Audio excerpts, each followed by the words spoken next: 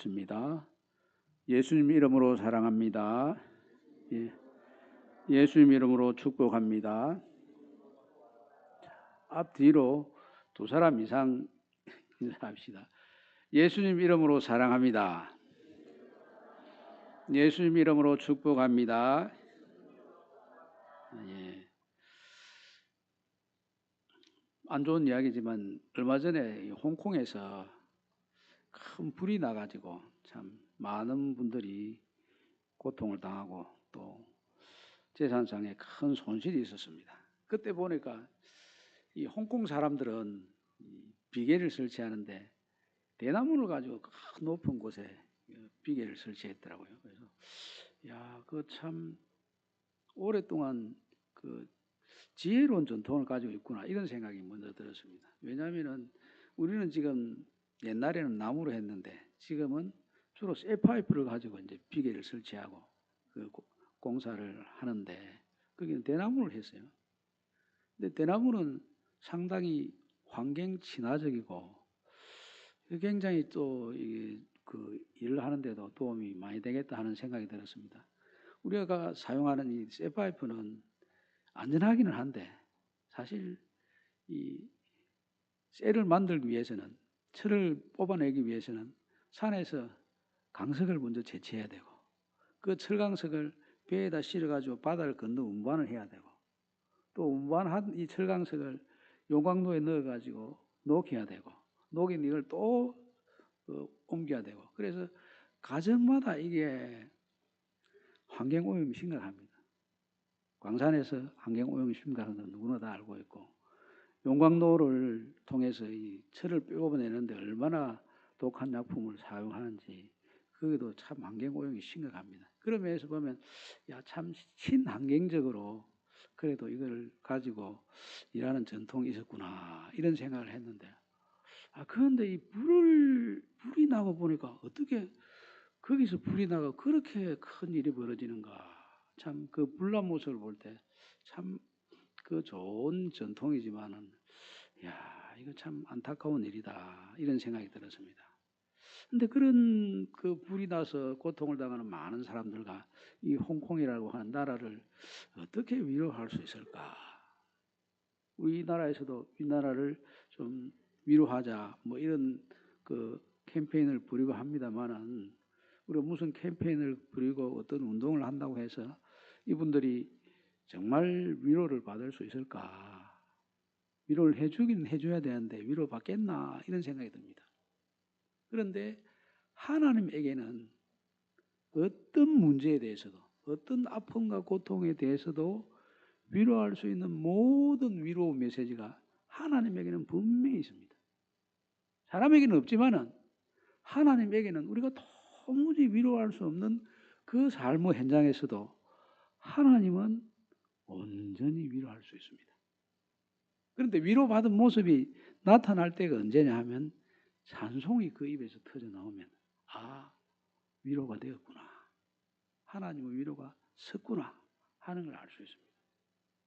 근데 여기 에베소서 말씀도 보면 사도 바울이 이 글을 쓸 때에는 옥에 갇혀 있습니다. 옥에 갇혀 있는 사도 바울인데 제일 먼저 하는 것이 축복하는 메시지를 먼저 냈습니다. 물론 이 편지이기 때문에 인사 자체가 축복이고 그래서 시작부터 끝까지 축복으로 시작해서 축복으로 마무리하는 것이 어느 정도 뭐 글 쓰는 방식이겠지만 그래도 바울은 옥에 갇혀 있으면서도 이 에베소에 있는 성도들을 생각하면서 제일 먼저 축복을 했습니다. 우리 교회도 교회 건축할 때 기도 제목 중에 하나가 기도 100돌로 교회를 건축하자. 감사와 100돌로 교회를 건축하자. 그리고 또 한 가지 축복의 100돌로 교회를 건축하자 이랬습니다. 근데 여기 그 축복으로 시작하고 그 다음에 축복이 끝나자마자 제일 먼저 본론에서 첫 마디 나오는 게 뭐냐 하면은 찬송하리로다 이렇게 나와요. 찬송하리로다. 우리도 예배 드릴 때 인사한 다음에 바로 찬양으로 쭉 들어가지 않습니까? 이게 교회가 하나님 앞에 설 때 순서가 그대로 이 에베소서에 있는 이 말씀대로 그대로 이어가는 겁니다. 그래서 인사하고 그 다음에는 찬송하고 찬송 다음에 또 말씀 듣고 기도하고 이렇게 됩니다. 이 찬송이 얼마나 중요한지 모릅니다. 하나님을 만나기 위해서 가장 우선적으로 먼저 해야 될 게 찬송이고 그 찬송을 할 수 있으면 그 찬송으로부터 하나님과 만남이 시작되고 하나님과 만남이 시작되면 하나님께서 무슨 일을 하시나부터 먼저 우리가 회상하게 됩니다. 그래서 하나님을 만나게 되면 하나님을 만난 사람은 예수님을 만난 사람은 변화된 사람이 아니고 거듭난 사람이에요. 거듭난 사람. 그 삶 전체가 완전히 혁명적으로 뒤집어진 사람이에요. 그래서 예수님을 만난 사람은 하나님을 만난 사람은 새로운 피조물이다 이렇게 재창조된 사람이에요. 그냥 조금 변하는 것이 아니고 전체가 완전히 싹 바뀌는 것이 하나님과 만남. 그러니까 그 만남이 어떤 내용이 들어있길래 찬송이 나오고 그 속에 어떤 내용이길래 그 사람의 삶 전체가 완전히 바뀔 수 있냐. 먼저 주신 말씀 속에 보면 하나님께서 그리스도 안에서 하늘에 속한 모든 신령한 복을 우리에게 주시되 이랬습니다. 야, 그리스도 안에서 이 범이라는 게 참 중요합니다. 범이라는 게 말을 하는데 이 범위도 한정하지도 않고 그냥 막 온 세상 이야기 자기 혼자 다 아는 대로 떠들면은 그 참 무슨 말을 하는지 도무지 알아들을 수가 없습니다. 일을 하는데도 딱 한계를 정해야 되고 말을 하는데도 딱 선을 끊는 것이 정말 중요합니다. 우리가 무슨 활동을 할 때도 우리가 활동할 수 있는 한계를 정해놓고 그 선을 딱 가지고 활동을 해야지 뭐 선이 없이 남의 일인지 내 일인지도 모르고 여기도 간섭하고 저기도 간섭하고 그러면 뭐 어지러워서 아무것도 안 됩니다. 그래서 선을 딱 정하는 것이 중요한데 여기 하나님께서 어떤 선을 정하셨냐. 그리스도 안에서.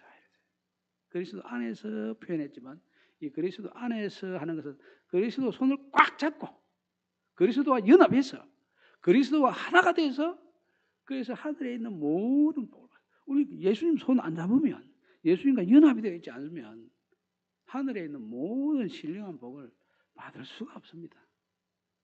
예수를 믿어도 되고 예수를 안 믿어도 되고 그런 게 아니고 예수를 안 믿으면 하늘에 있는 모든 신령한 복은 우리가 아무 상관이 없습니다. 예수님과 연합하게 되면 예수님과 하나가 되면 하나님께서 예비하신 모든 신령한 복을 우리가 받아 누릴 수 있다. 여기 성경에서 그렇게 약속하고 있지 않습니까? 그리스도 예수 안에서 하늘에 속한 모든 신령한 복을 우리에게 주신다고 약속하고 있지 않습니까? 우리 성도님들이 꼭 예수님과 하나가 되어서 하늘에 속해 있는 모든 신령한 복을 받으시기를 주님의 이름으로 축복합니다. 그런데 이 복 내용이 어떠냐 하면 4절 말씀에 보면 창세 전에 그리스도 안에서 우리를 택하사 우리로 사랑 안에서 그 앞에 거룩하고 흠이 없게 하시려고 이제 택함을 받았다는 겁니다. 택함을. 창세 전에 하나님께서 우리를 선택해 주셨다는 거예요.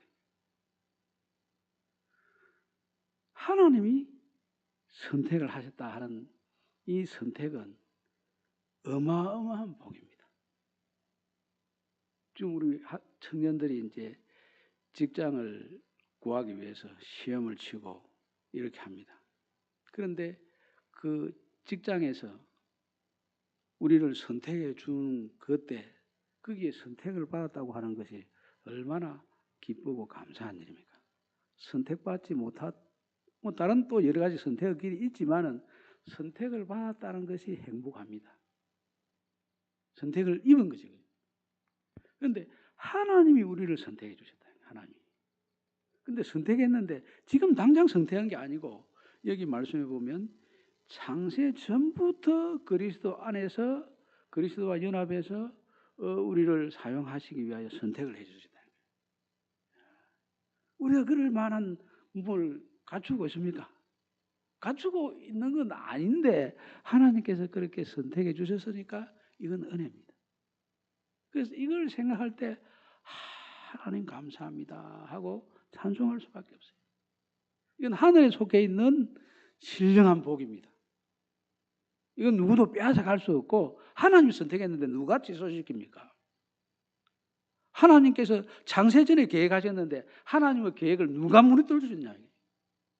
나를 향한 하나님의 계획이, 우리를 향한 하나님의 계획이 그렇게 준비되었고 아무도 침범하거나 해하거나 어그러뜨릴 수 없는 그런 선택함을 입은 것이 우리에게 있다는 것입니다. 이것을 생각할 때 참 바울이 옥에 갇혀 있지만은 하나님 앞에 우리는 찬송하기 위해서 이렇게 하나님의 택함을 입은 존재입니다 하고 이야기합니다. 그리고 이 바울이 이제 이 3절 말씀부터 14절 말씀까지를 기록할 때 보면 한 문장으로 되어 있습니다. 저는 숨이 짧아가고 이 3절부터 14절까지 한꺼번에 못 읽었지만은 실제로는 이게 한 문장으로 되어 있어요. 보니까 야, 한 문단인데 이 한 문장으로 어떻게 우리 글에는 5문장으로 나눠져 있지만은 실제로는 한 문장으로 되어 있습니다.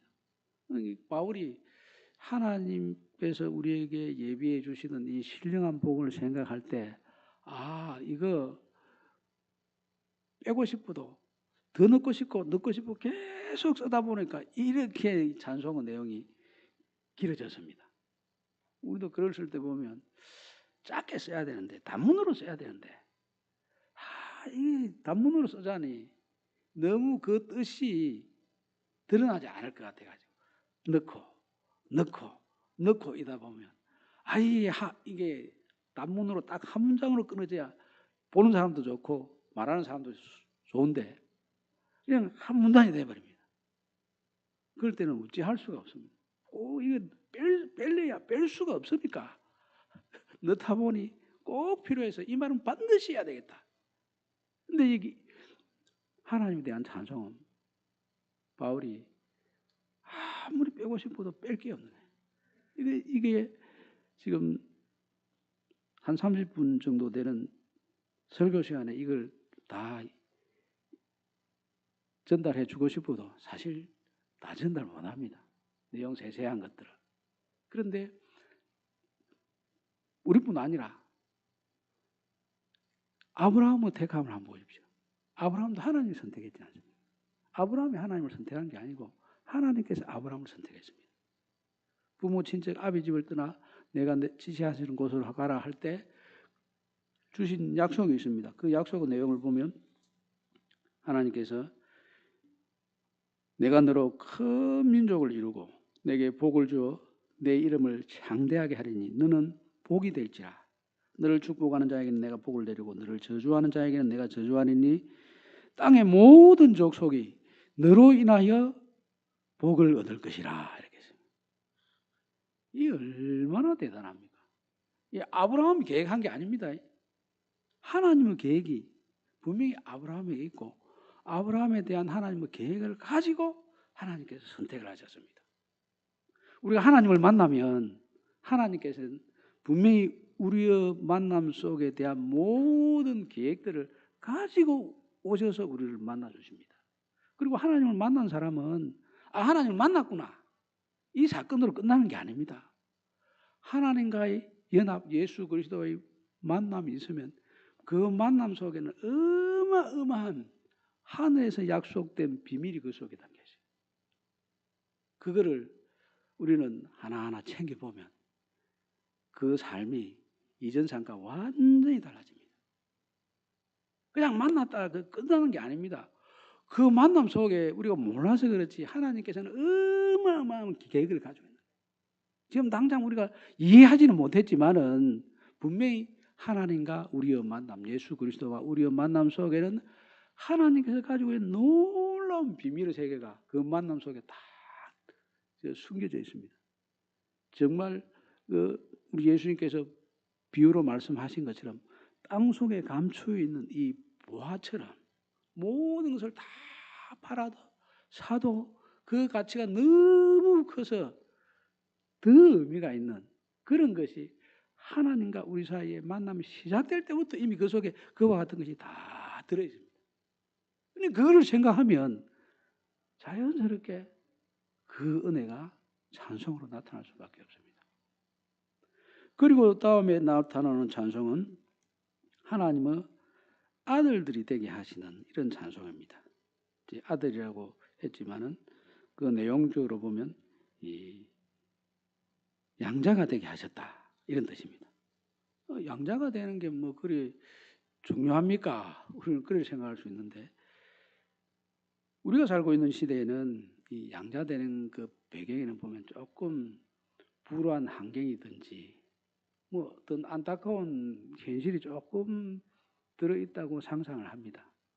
이제 부부가 자식을 갖지 못하는 그런 아픔이 있다든지 혹은 그 아이가 태어나기는 태어났는데 뭐 사생아로 태어났다든지 그 태어나는 가정에 있어서 아픔이 있다든지 이런 것 때문에 이제 그 입양을 해서 양자가 된다 이렇게 생각하는데 그 당시 세계에서 이 양자는 그와 같은 의미하고 좀 다릅니다.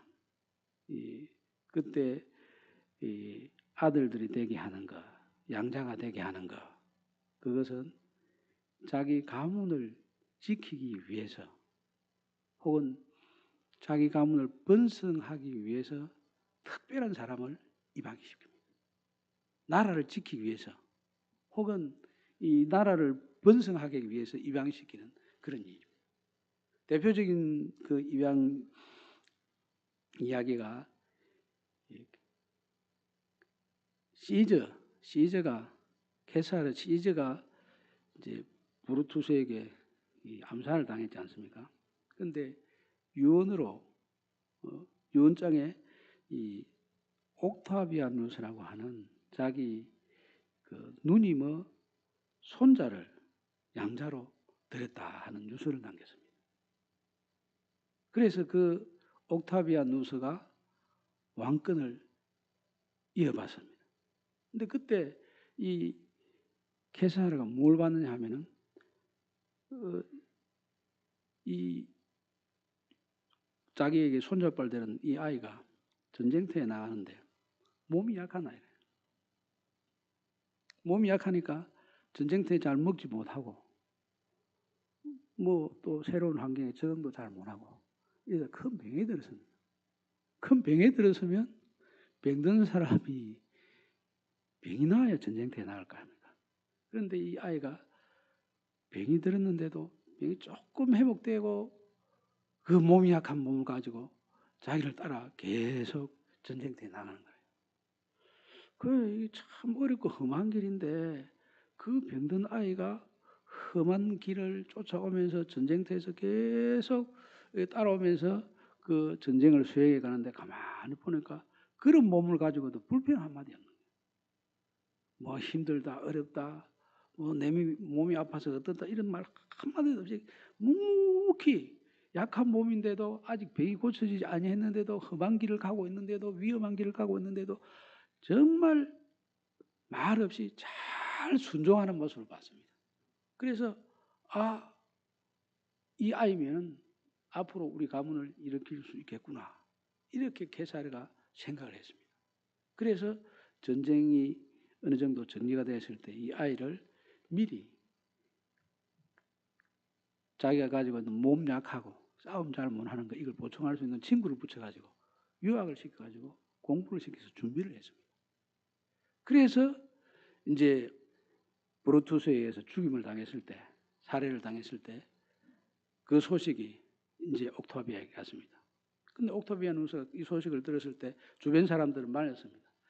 지금 암살당하고 전국이 흉돌 속에 지금 요동치고 있으니 좀 잠잠해지면 들어가도록 해라. 이런데 이 16살밖에 안 된 옥타비아누스는 아닙니다. 내가 가서 이 소용돌이를 정리를 해야 됩니다. 그래서 옥타비아누스가 자기가 들어가서 그 위험한 소용돌이 속에 직접 뛰어들어서 정리를 해서 그래서 이 로마의 첫 번째 황제가 되었습니다. 바로 그런 자리를 미리 판단해가지고 예비해서 주는 그것이 양자입니다. 우리가 하나님으로부터 하나님의 나라를 상속할 수 있는 근한을 하나님께서 미리 장세전부터 준비를 해서 그래서 예수 그리스도 안에서 택함을 입어서 양자가 되는 자리에 딱 가도록 해두셨다는 겁니다. 그래서 우리는 하나님의 나라를 상속할 근한을 하나님으로부터 부여받은 사람입니다. 근데 예수님과 상관없으면 그리스도 안에서 이 양자 자녀들이 되는 복을 받았습니다. 그렇기 때문에 예수님과 관계 속에 살아있으면 우리는 이 땅에 살면서도 하나님께서 예비하신 하나님의 나라를 상속하는 권한을 하나님으로부터 부여받았습니다. 그리고 하나님께서 그렇게 하시려고 우리를 선택하시고 예수 그리스도 안에서 우리를 이끌어 가셨습니다. 이게 얼마나 놀라운 복입니까? 우리 같은 존재가 그와 같은 복을 입었으니 이것을 은혜라고밖에 표현할 수 없고 이 은혜를 생각할 때마다 하나님께 감사하고 찬송할 수밖에 없습니다. 그런데 이런 감사 찬송이 있으면 우리가 땅에 있는 어떤 일을 당하더라도 어떤 환경 가운데 있더라도 그것 때문에 불평하고 원망하지 않습니다. 하나님께서 하신 일을 보면 찬송이 나오고 감사가 나올 수밖에 없습니다. 그리고 또 눈에 띄는 그 감사 제목은 속량입니다. 7절 말씀을 보면 우리는 그리스도 안에서 그의 은혜의 풍성함을 따 그의 피로 말미암아 속량 곧 제사함을 받았느니라 이렇게 되어 있습니다. 제사함을 받았다 하는 것은 참 별거 아닌 것 같지만 참 중요한 문제입니다. 속량을 받아서 제사함을 받았다. 속량이라고 하는 뜻은 노예되어 있는 사람들을 값을 치르고 해방을 시켜주고 자유를 준 것을 이제 속량이다 이렇게 됩니다. 속량한 것은 이 주인이 바뀌는 것을 의미합니다. 우리는 본래 성경 말씀에 따르면 본질상 진노 자녀다. 에베소서 말씀 2장 4절 말씀에 그렇게 되지 않습니까? 허물고 죄로 죽었던 너희를 그리고 본질상 진노 자녀라 이렇게 되어 있습니다. 그런데 종이 주인을 마음대로 바꿉니까? 종이 주인을 마음대로 못 바꿉니다. 주인이 주인들끼리 바꾸고 이건 가능하지만 종은 주인을 마음대로 바꿀 수 없습니다. 우리 우상 숭배하는 사람들이 우상을 숭배하던 그 사람이 우상 대신 하나님을 섬기는 것은 사람이 할 수 있는 일이 아닙니다. 신이 되시는 하나님 되시는 주인 되신 하나님이 찾아오셔서 우상을 때려 부수고 우리 속에 있는 우상을 부숴주고 그리고 하나님께서 우리 속에 오셔서 주인이 되셔야 우리가 하나님을 섬길 수 있는 거지. 이 죄의 종이고 진노의 자녀인 우리가 마음대로 어떻게 하나님을 내 하나님으로 섬긴다 이거 있을 수도 없습니다. 어떻게 종이 주인을 바꿉니까? 종이 주인을 바꾸는 일이 없습니다. 주인이 종을 사든지 팔든지 바꾸든지 이게 가능하지.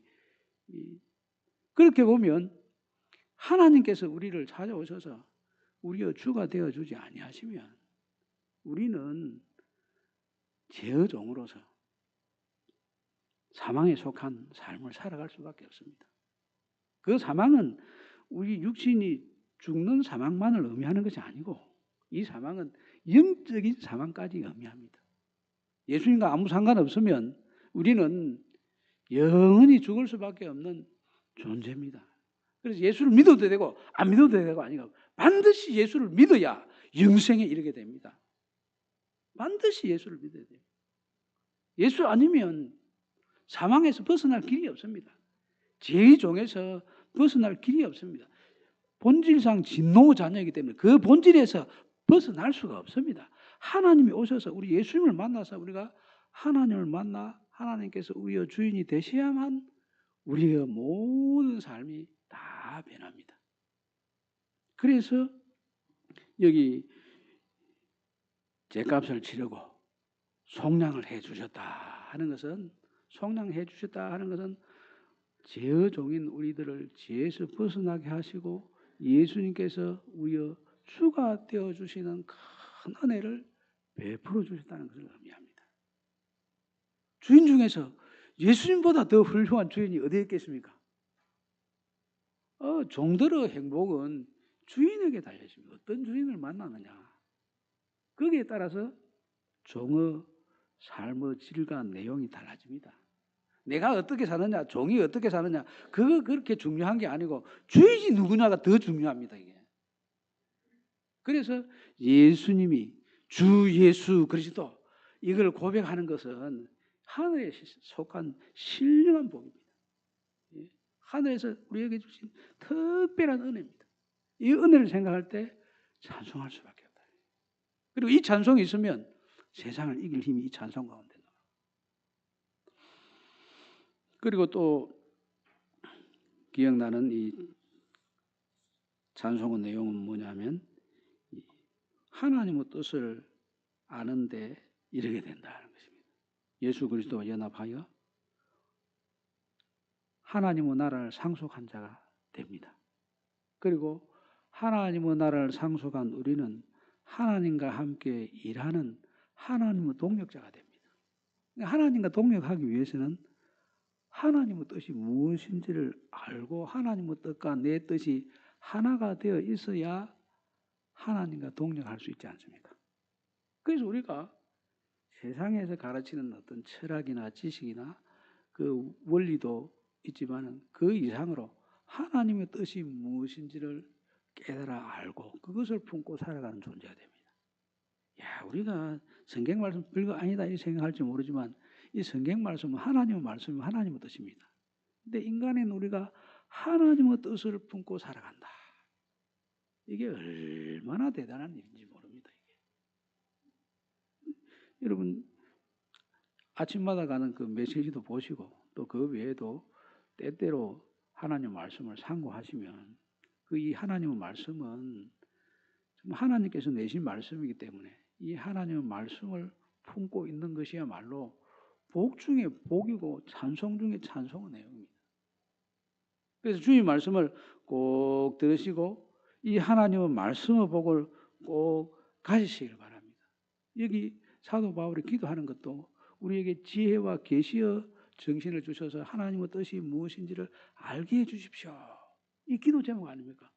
뭐 성경에 말씀에 나타나 있는데 그냥 보면 되지. 보면 어떻게 합니까? 기도하고 찬송하고 그리고 하나님의 영이 우리 속에 오셔서 깨닫게 해주셔야 하나님의 말씀이 하나님의 말씀인 것으로 받아들일 수 있습니다. 그래서 하나님의 말씀을 받을 때 하나님의 말씀이지만 기도하고 받아야 되고 기도하고 받을 뿐 아니라 하나님의 영이 우리 속에 오셔서 깨닫게 해주신 은혜를 입어서 이 하나님의 말씀을 우리가 품게 되고 이 말씀을 품게 된 이것은 하나님의 그 뜻을 품고 살아가는 하늘을 품고 살아가는 것과 다를 바가 없습니다. 이 복이 우리에게 예비되어 있고 이 복을 우리가 누릴 수 있으니 하나님 앞에 찬송할 수밖에 없지 않습니까? 우리 모든 성도들이 참 세상이 어렵고 지금 살아가는 일들이 쉬운 일이 아닙니다만은 이 마지막 때 어려운 시기를 이 찬송으로 꼭 살아내시기를 바라고 이 찬송으로 주변 사람들도 위로하고 격려하고 소망을 주는 그런 삶을 살아가게 되시기를 우리 주님의 이름으로